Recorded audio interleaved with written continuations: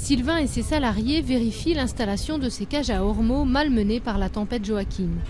Il y a 7 ans, c'est un ch'ti qui relève le défi d'élever des ormeaux en pleine mer à la pointe du Finistère, une première en France. Le jeune entrepreneur venait de terminer une thèse en Australie sur ces truffes de la mer qu'il vend aujourd'hui entre 69 et 80 € le kilo contre en moyenne 40 pour des sauvages. Il n'y a pas d'équivalent dans le monde des produits de la mer. C'est vrai qu'on a un produit qui est exclusif, un peu hors norme, et c'est très difficile de décrire le goût d'un ormeau.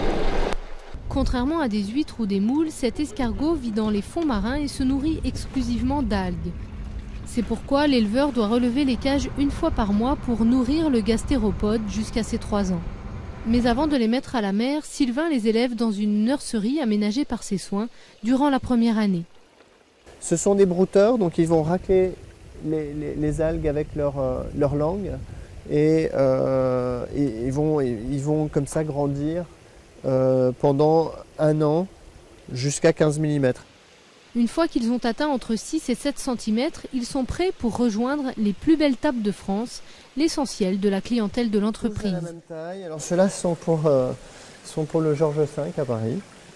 Chez ce chef étoilé installé à Brest, les ormeaux d'élevage en pleine mer, désormais à la carte 10 mois par an, sont très appréciés pour leur chair charnue et leur goût unique. Après avoir attendri le muscle, quelques minutes suffisent pour le cuisiner. Ça reste très simple à travailler.